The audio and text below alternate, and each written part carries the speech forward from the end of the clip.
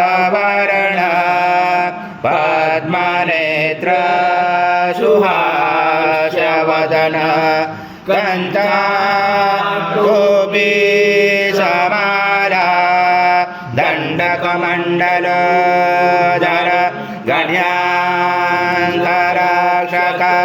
त्रैगुण्यरहित त्रैलोक्यपालक विश्वनायक भक्तवत्सल कलियुगे श्री स्वामी समर्थ अवतार धारक पाहि मां ब्रह्मानंद परम सुखद केवल ज्ञानमूर्ति द्वंद्वातीत गगन सदृश तत्त्वमसादिलक्ष्यम् एकं नित्यं विमलमचलं सर्वदे साक्षिभूतं भावातीतं त्रिगुणरहितं सद्गुरुं तं नमामि।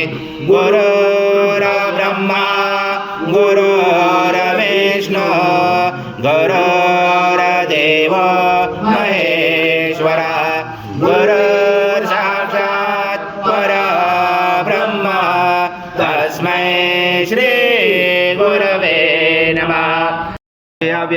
आजम स्वर्णमहार आजम यज्ञे प्रतिष्ठम आजम पवित्रम परमं स्नानादते प्रगृह्यात श्री सद्गुरु स्वामी समर्थ महाराज देवताभ्यो नमः।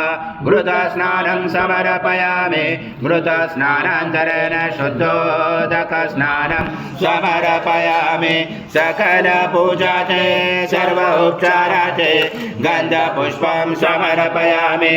शेष उपचारार्थे प्रार्थना पूर्वक नमस्कारं करोमि।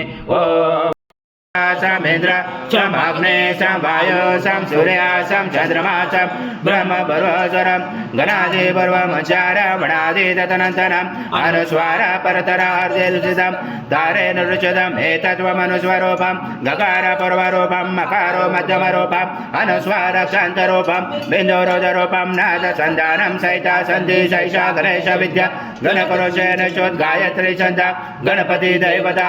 ओम गणपते नमः। एकदन्ताय विद्महे वक्रतुण्डाय धीमहि तन्नो दन्ती प्रचोदयात्। एकदन्तं चतुर्दशं पाशमं कुशधारणं हरदं सवर्धं मैसे बिभ्राणं मुचकदजं रक्तं लम्बोदरं शूर्पकर्णकं रक्तवाससं रक्तगन्धानुलिप्ताङ्गं रक्तपुष्पैस्फुजितं भक्तानुकम्पिनं देवं जगत्कारणमुचितम् आविवृतं चतुर्यादो प्रकृते पुरुषात् परम् एवं दातनतं स योगी योगिना वरा।